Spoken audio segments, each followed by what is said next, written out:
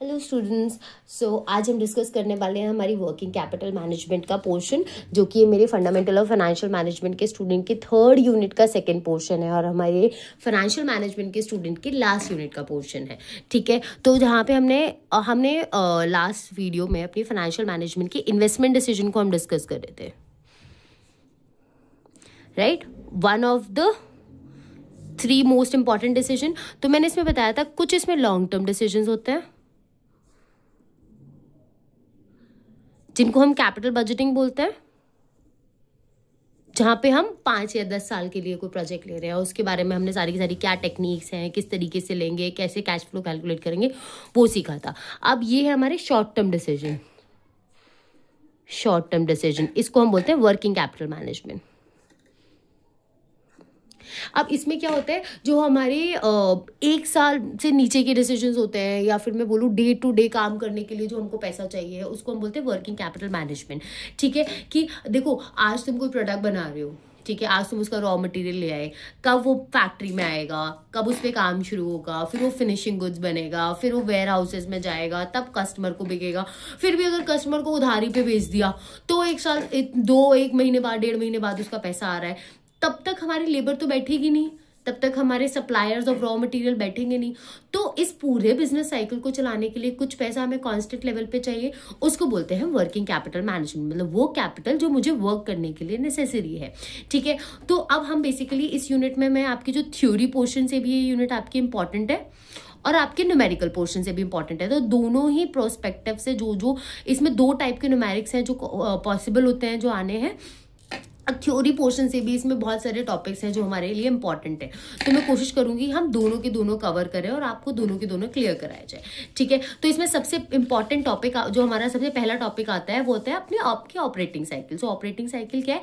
It's a time taken for a business to convert a investment in inventory into the cash from the customer. So basically ये क्या है operating cycle? ये आपका वो duration है कि आप रॉ मटेरियल जब मार्केट से लाए, प्रोडक्ट बनाया, उससे जब कस्टमर से वहां तक पैसा आएगा, इस पूरी की पूरी साइकिल को हम क्या बोलते हैं? Operating cycle. कि इतना टाइम हमारा लग रहा है हमको। तो इसमें क्या क्या इंक्लूड होता है, ये देखो हमारा डायग्राम है इन्वेंट्री और ऑपरेटिंग साइकिल का। सो बेसिकली सबसे पहले इसमें इन्वेंट्री कन्वर्जन पीरियड। तो लेट्स सपोज अगर इन्वेंट्री कन्वर्जन पीरियड इतना है, इसमें 3 फेज है। पहले रॉ मटेरियल कन्वर्जन पीरियड, मतलब एक रॉ मटेरियल कितने दिन मेरे पास वेयर हाउस में रहा, उसका क्या पीरियड है। फिर वर्किंग कैपिटल में कितना दिन उस पर काम हुआ है, तो working capital conversion period. Third है फिनिशिंग गुड्स कन्वर्जन पीरियड। तो इन तीनों को जब हम ऐड करेंगे तो मेरा आएगा इन्वेंट्री कन्वर्जन पीरियड। उसके बाद आता है हमारा रिसीवेबल कन्वर्जन पीरियड, मतलब वो टाइम जो कस्टमर ने हमको पैसा वापस देने के लिए लगाया, उसको बोले हम रिसीवेबल कन्वर्जन पीरियड। लेकिन कुछ तो ऐसा टाइम भी होगा ना, जो हमने अपने रॉ मटेरियल या हमने अपने सप्लायर्स को बोला भाई 1.5 महीने बाद पैसे ले लेना, तो उसको बोलते हैं डिले इन पेमेंट कन्वर्जन, या फिर हम बोलेंगे डेफर्ड पीरियड। तो वो जब इस पूरी की पूरी जो inventory conversion period plus receivable conversion period को जो हम ऐड करेंगे, तो ये है मेरी ऑपरेटिंग साइकिल। ऑपरेटिंग साइकिल, इसमें से जब मैं डिले इन पेमेंट्स को माइनस कर देती हूँ तो वो बनती है मेरी नेट ऑपरेटिंग साइकिल, या फिर मैं इसको कैश साइकिल भी बोलती हूँ। ठीक है, तो ये आपकी ऑपरेटिंग साइकिल थी। अब हम इसको कैलकुलेट कैसे करेंगे, तो हम इसका फॉर्मूला देखेंगे। सबसे पहले रॉ मटेरियल कन्वर्जन पीरियड का क्या फॉर्मूला है? Average raw material divided by total raw material consumption into 365। तो मान लो अगर आपके क्वेश्चन में 12 डेज आता है, तो क्या मतलब है कि 12 दिन तक जो रॉ मटेरियल हमारे पास रहता है, जो हम खरीदते हैं, वो हमारे वेयर हाउसेज में रहता है, उस पर कोई काम नहीं हुआ। ठीक है, नेक्स्ट है आपका work in progress raw material conversion period. इसको कैसे निकालेंगे? Average work in progress divided by total cost of production. Cost of production क्यों ले रहे हैं? क्योंकि काम जो हमारी यूनिट्स पे चल रहा है वो कॉस्ट ऑफ प्रोडक्शन पे चल रहा है, इनटू में 365। इसका मतलब क्या है कि वो रॉ मटेरियल जिसपे काम इन अ प्रोसेस है, उसको हम बोलेंगे एवरेज रॉ मटेरियल। कितने दिन तक ऐसा है कि काम प्रोडक्ट्स पे चल ही रहा है, तो हम उसको बोलेंगे work in progress conversion period. ठीक है, फिर है फिनिशिंग गुड्स कन्वर्जन पीरियड। उसका क्या फॉर्मूला है? Average finishing goods divided by total cost of goods sold. ठीक है, कि अब प्रोडक्ट बन के हमारे बाहर के वेयर हाउसेज में रखा है कि कब वो बिकेगा, तो उसको बोलेंगे हम finishing goods conversion period. Into में 365, जब हम इन तीनों को ऐड करेंगे तो हमारा आ जाएगा इन्वेंट्री कन्वर्जन पीरियड। उसमें हम देखेंगे आपका रिसीवेबल कन्वर्जन पीरियड कितना है, मतलब एवरेज रिसीवेबल्स को हम डेटर्स भी बोलते हैं, तो इसमें कंफ्यूज मत हो जाना, ये उन स्टूडेंट्स के लिए जो नॉन कॉमर्स है, ठीक है। तो average debtors divided by credit sale, तो मतलब जिस चीज जो अमाउंट जिस चीज से रिलेटेड है मैं उसको उसी से डिवाइड कर रही हूँ। जैसे finishing goods cost of goods sold से रिलेटेड है तो मैंने उसको उससे डिवाइड किया है। वर्क इन प्रोग्रेस काम चल रहा है तो मैंने कॉस्ट ऑफ प्रोडक्शन से किया है। रॉ मटेरियल कंजम्पशन से इंपॉर्टेंट है तो उससे डिवाइड किया है। यहाँ डिवाइड करते हैं हम क्रेडिट सेल से इंटू 365। एंड फिर हमारा deferred payment average creditors divided by credit purchase. तो याद रखना यहाँ पे हम क्रेडिट परचेज लेंगे, मतलब जितना मैंने रॉ मटेरियल परचेज किया था इंटू 365, तो यहाँ से मेरा डेफर्ड पेमेंट आ जाएगा। इन सबको ऐड करके इसमें से माइनस कर देना तो आपकी नेट ऑपरेटिंग साइकिल आ जाएगी, ठीक है। सिंपल। तो एक टाइप का तो ये क्वेश्चन आता है, तो इसके साथ इसका एक थ्योरी क्वेश्चन भी आ जाता है कि आपकी ऑपरेटिंग साइकिल क्या होती है। इसका एक न्यूमेरिक क्वेश्चन भी आ जाता है कि आपको क्वेश्चन दिया हुआ है और आप कैलकुलेट करो आपकी ऑपरेटिंग साइकिल कितनी है, ठीक है। तो एक तो ये टाइप ऑफ न्यूमेरिक क्वेश्चन है, एक और आएगा वो मैं आगे बताऊंगी, लेकिन उससे पहले हम कुछ थ्योरी की पॉइंट्स देखेंगे, जैसे कि वन बाय वन डिस्कस करेंगे। What are the factors that determine the working capital requirement in your business, ठीक है। सो क्या क्या फैक्टर्स है जो इम्पैक्ट करते हैं वर्किंग कैपिटल रिक्वायरमेंट को। सो फर्स्ट है बेसिक नेचर ऑफ बिजनेस, मतलब आपका कैसा नेचर है, आप प्रोडक्शन करते हो, आप सर्विस देते हो। लेट्स सपोज अगर आपका सर्विस बेस्ड बिजनेस है तो आपको वर्किंग कैपिटल इतनी नहीं चाहिए होगी, ठीक है। वेयर एज प्रोडक्शन में आपको मशीन चाहिए, प्लांट चाहिए, आपको रेंट देना है, आपको लेबर के वेजेस देने हैं, तो वर्किंग कैपिटल की रिक्वायरमेंट ज्यादा होती है, ठीक है। दूसरा है आपका बेसिक लाइफ साइकिल फ्लक्चुएशन, मतलब कितना उतार चढ़ाव आता रहता है। ऐसा तो नहीं है कि इस महीने बिजनेस बहुत अच्छा है, अगले महीने बिल्कुल नहीं है। तो अगर ऐसी बेसिक फ्लक्चुएशन है तो वर्किंग कैपिटल रिक्वायरमेंट ज्यादा हो जाती है, अदरवाइज कम हो जाती है, ठीक है। थर्ड है सीजनेबल ऑपरेशन। लेट्स सपोज आप पटाखे बनाने का बिजनेस है तो आपको पता है कि पूरे साल में सिर्फ 3 महीने या 4 महीने आपका काम रहेगा, अदरवाइज वो बंद रहेगा, तो आपको पता है कि वर्किंग कैपिटल रिक्वायरमेंट आपकी फ्लक्चुएट करेगी या स्टेबल रहेगी, ठीक है। मार्केट कंपटीशन, ज्यादा मार्केट कंपटीशन है तो लेट्स सपोज कि तुम्हारे पास वर्किंग कैपिटल ज्यादा नहीं है, आपके हाथ में ज्यादा पैसा नहीं है, तो एकदम से अगर कोई बड़ा ऑर्डर आया मार्केट में तो आप एक्सेप्ट ही नहीं कर पाओगे। तो अदर कॉम्पिटिटर है उसको एक्सेप्ट करने के लिए तो आपको फिर वो आपके हाथ से लॉस हो जाएगा। तो जब आपका कॉम्पिटिशन ज्यादा होता है तो आपकी वर्किंग कैपिटल रिक्वायरमेंट भी बढ़ जाती है, हर तरीके से बढ़ जाती है। लेट्स सपोज अगर ज्यादा कॉम्पिटिटर है तो लेबर की वेजेस भी उसी अकॉर्डिंग बढ़ जाते हैं, ठीक है। फिफ्थ है आपका क्रेडिट पॉलिसी। लेट्स सपोज अगर कोई शॉप है वो ये कह के चलती है कि हम तो उधार पे सामान ही नहीं बेचते, तो उनका डेफर्ड पेमेंट वाला कंपोनेंट जो है, उनका रिसीवेबल कन्वर्जन पीरियड वाला कंपोनेंट अपने आप कम हो जाएगा, तो उनकी ऑपरेटिंग साइकिल कम हो जाएगी, उनकी वर्किंग कैपिटल रिक्वायरमेंट भी कम हो जाएगी, ठीक है। तो आपकी credit policy will impact the requirement. Next है आपका सप्लाई कंडीशन, कि अगर तो रॉ मटेरियल सप्लायर आपका ऐसा है कि अगर आपने आज शाम को ही कॉल किया और सुबह वो सारा का सारा रॉ मटेरियल आपके फैक्ट्रीज में पहुंचा देता है, तो फिर आपको क्या करना पड़ेगा, आपको स्टोर नहीं करना पड़ेगा रॉ मटेरियल। तो इन दैट केस आपका रॉ मटेरियल कन्वर्जन पीरियड कम हो जाएगा, वहां पे पैसा भी आपका कम इन्वेस्ट रहेगा। पर मान लो आप ऐसा प्रोडक्ट बनाते हो जहां से ना मटेरियल तो कोलकाता से आता है और आप प्रोडक्शन कर रहे हो दिल्ली में, तो आपको पता है एकदम से रॉ मटेरियल आएगा नहीं, तो इस वजह से आप क्या करोगे, आप स्टोर करके रखोगे तो पैसा लगेगा तो working capital requirement automatically increase हो जाएगी। अब हम पिछले इतना टाइम से हम वर्किंग कैपिटल बोल रहे हैं, अब बताओ वर्किंग कैपिटल होता क्या है। वर्किंग कैपिटल का आपका मोस्ट बेसिक फॉर्मूला होता है आपकी current assets minus current liability. मतलब जितना पैसा आपको करंट एसेट्स मतलब कैश चाहिए, आपको इन्वेंट्री चाहिए, ठीक है, आपको डेटर्स चाहिए, ये सारे के सारे जितना पैसा आपका यहाँ इंडल्ज होगा वो आती है, उसमें से आप माइनस कर दोगे करंट लायबिलिटी को, कि क्रेडिटर्स जितना पैसा आप डिले कर रहे हो, आप वेजेस डिले कर रहे हो, इसको आप माइनस कर दोगे तो आपकी क्या आ जाएगी, वर्किंग कैपिटल रिक्वायरमेंट, कि इतना पैसा आपको हाथ में रखना पड़ेगा, ठीक है। Okay, why it's needed, why it's important. अगर आप नहीं वर्किंग कैपिटल मैनेजमेंट करके नहीं रखते हो तो अननेसेसरी इन्वेंट्री में आपका इन्वेस्ट रहेगा, आपको माल की सिर्फ 10 लाख की जरूरत थी, आप तो 15 लाख का लेके घूम रहे हो, आपको पता ही नहीं आपकी रिक्वायरमेंट क्या है। ठीक है, डिले इन कलेक्शन पीरियड, आपको पता होगा कि अगर जितना डिले होगा उतना आपका अमाउंट बढ़ेगा, तो वो कैलकुलेशन आपकी बेटर रहती है।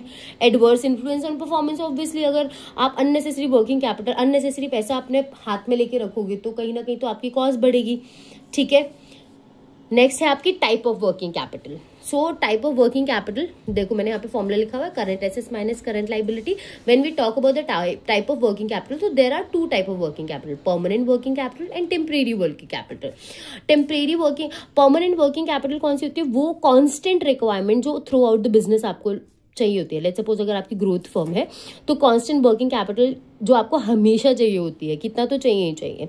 लेकिन कुछ वर्किंग कैपिटल रिक्वायरमेंट है जो आपके पास फ्लक्चुएशन में रहती है, मतलब कि एकदम से कोई ऑर्डर आ गया या ज़्यादा बिजनेस आ गया तो थोड़ी बहुत वर्किंग कैपिटल की रिक्वायरमेंट आपकी इंक्रीज एंड डिक्रीज होती रहती है, तो उसको ऐड करके ये मेरी बनती है टोटल वर्किंग कैपिटल। तो ये मेरी क्या है? टेम्परेरी वर्किंग कैपिटल रिक्वायरमेंट्स है। ठीक है, तो जब हम उसको ऐड करेंगे तो मेरी बन जाएगी टोटल वर्किंग कैपिटल। तो ये मेरी दो टाइप की वर्किंग कैपिटल होती है। ठीक है, if I talk about the policies of working capital management, तो there are 3 type of policies जो कंपनी अपने में फॉलो करती है, that is moderating working capital policy and management, conservative working capital policy, aggressive working capital policy. So moderating working capital policy क्या होती है? Basically अगर तो मेरा एक्सपेक्टेड है कि अगले महीने 10% से मेरी सेल इंक्रीज होगी, तो मैंने क्या किया, करंट एसेट्स भी मैंने अपनी 10% से इंक्रीज कर दी, 10%। मेरी करंट एसेट्स रिक्वायरमेंट भी मैंने अपने हाथ में 10%, मतलब मैंने अपनी वर्किंग कैपिटल भी 10% से इंक्रीज कर ली। ठीक है, यहाँ पे वर्किंग कैपिटल लिख देती हूँ तो ईजी रहेगा समझना। ठीक है, कंजर्वेटिव में मैं क्या बोल रही हूँ कि अगर मेरे को एक्सपेक्टेड था कि 10% से मेरी सेल्स इंक्रीज होगी अगले महीने, तो मैंने वर्किंग कैपिटल रिक्वायरमेंट 15% से, मतलब जितनी जरूरत है उससे ज्यादा से इंक्रीज कर ली। इससे क्या होगा, मेरा रिस्क रिड्यूस होगा and shortage of working capital का रिस्क मेरा इसमें क्या हो जाएगा, रिड्यूस हो जाएगा। लेकिन मैं कॉस्ट भी इंक्रीज करूंगी, क्योंकि जहां मुझे 10% की जरूरत थी मैंने अपनी रिक्वायरमेंट क्या की, 15% से इंक्रीज कर दिया। ठीक है, तो उसको बोलेंगे हम कंजर्वेटिव, मतलब मैं बिल्कुल भी रिस्क लेना नहीं चाहती। And the last working capital management policy is aggressive working capital, मतलब अगर मेरे को एक्सपेक्टेड था कि 10% से सेल्स इंक्रीज होगी, मैंने अपनी वर्किंग कैपिटल कितने से 8% से इंक्रीज करी है। ठीक है, मतलब लेस देन द रिक्वायरमेंट मैंने अपनी वर्किंग कैपिटल को मैं लेके चल रहा हूं, मैं एक रिस्क लेके चल रहा हूँ कि ठीक है इंक्रीज होगी तब की तब देख लेंगे। ठीक है, तो ये आ गई आपकी 3 type of working capital policy. ये भी एक इंपॉर्टेंट टॉपिक है आपके लिए।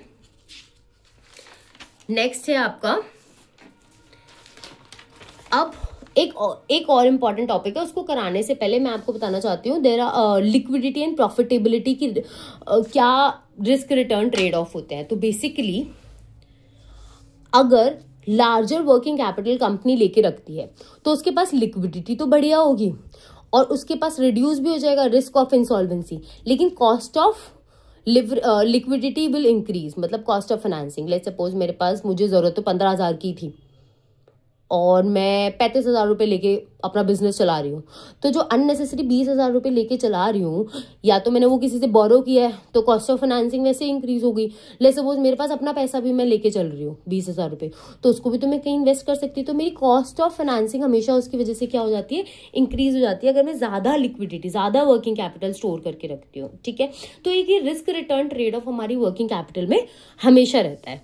ठीक है, तो उसके बेसिस पे, और अब एक दूसरा टॉपिक, ये भी आपका काफी इंपॉर्टेंट टॉपिक है। ठीक है, कैसे इंपॉर्टेंट है? सो बेसिकली जब मैं फाइनेंसिंग ऑफ वर्किंग कैपिटल की बात करती हूँ तो देर आर 2 सोर्सेज, 2 तरीके से आप उसको फाइनेंस कर सकते हो, short term financing and long term financing.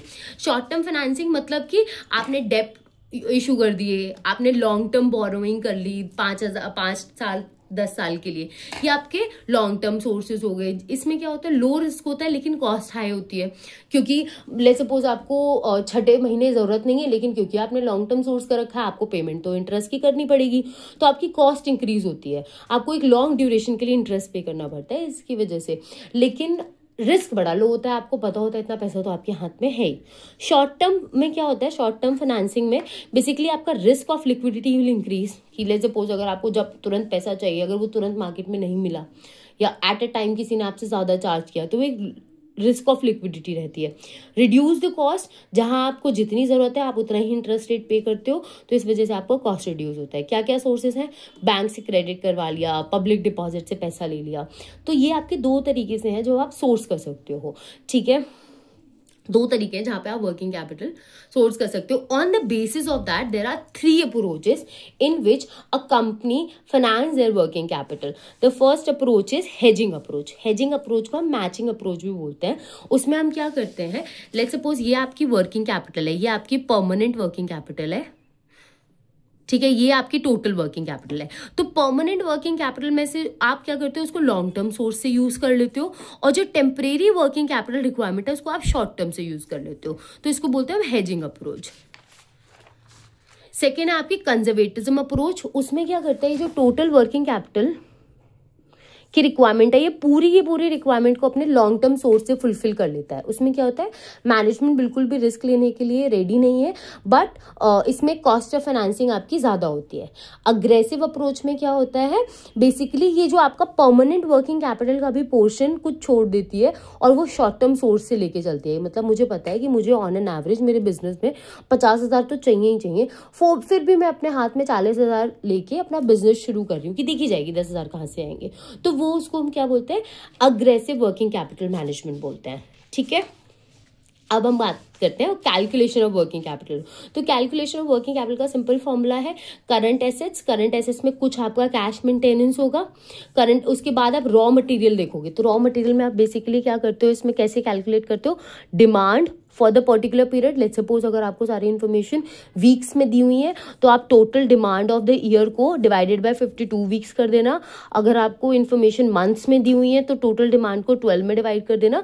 लेकिन जितनी जैसे इन्फॉर्मेशन आपको कन्वर्जन पीरियड दिया हुआ है उसी हिसाब से आप डिमांड को कन्वर्ट कर लेना। तो demand of raw material into में cost per unit of raw material into में पीरियड, कन्वर्जन पीरियड या फिर रिक्वायरमेंट पीरियड जो हमने पहले कैलकुलेट किया था ना।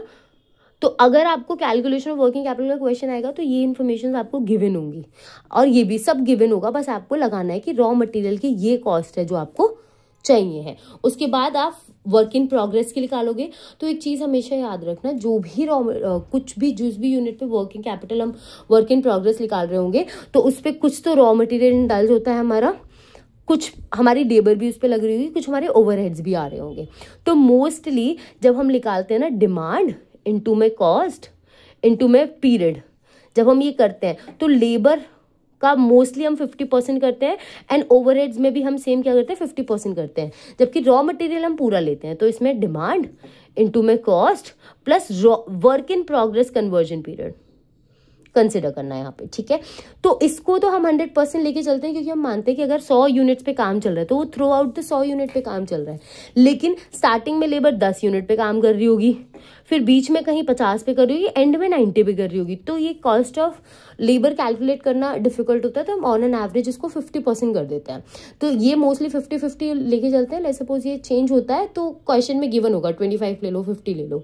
ठीक है, तो इनकी कॉस्ट आ गई, रॉ मटेरियल की कॉस्ट आ गई, फिनिशिंग वर्क इन प्रोग्रेस की कॉस्ट आ गई, फिर फिनिशिंग गुड्स की कॉस्ट कर देना सिंपल, डिमांड इनटू में cost per unit of cost of production into में कन्वर्जन पीरियड।